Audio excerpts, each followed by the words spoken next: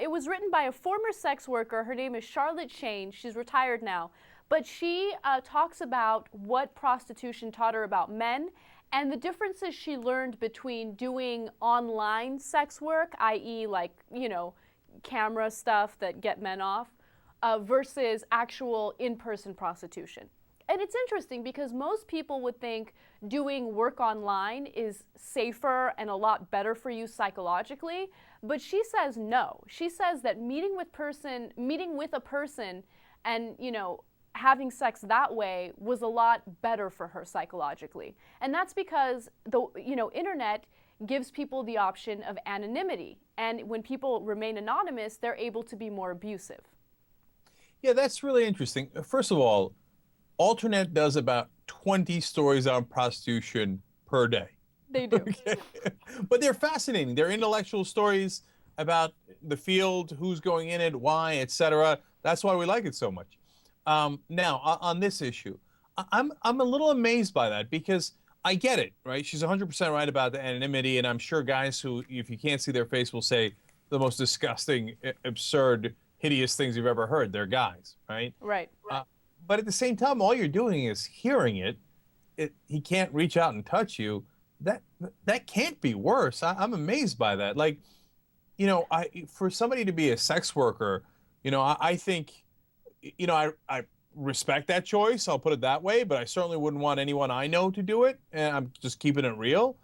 On the other hand, if somebody told me, oh, yeah, I'm doing this thing online where I tell the guy, oh, yeah, you're a bad boy. You're a really bad boy. Go ahead and show me what you can do. Like, right. I'd say, who cares? I mean, have at it, Oz. No, take the guy's money. What's really interesting about her account, and she explains that, not everyone who goes into sex work has the same experiences that she does. So she clarifies that, okay? But when she talks about the specific things that she went through, it's really interesting because, look, when you're online, people don't say abusive things like, I want you to do this and that to yourself and I want you to be super dirty. They say really terrible things like, here, she gave a couple examples. Yeah, people tell her, oh, I bet your family is so disappointed in you.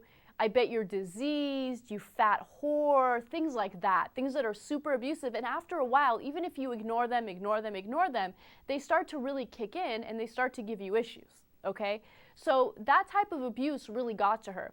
However, when she started going out and doing, in-person prostitution, which is what she refers to it, she actually met a lot of guys who didn't necessarily want to meet up with her for sex, which I find fascinating. She said that many of her customers wanted to meet up just for affection, for conversation, to get their ego stroked a little bit, among other things.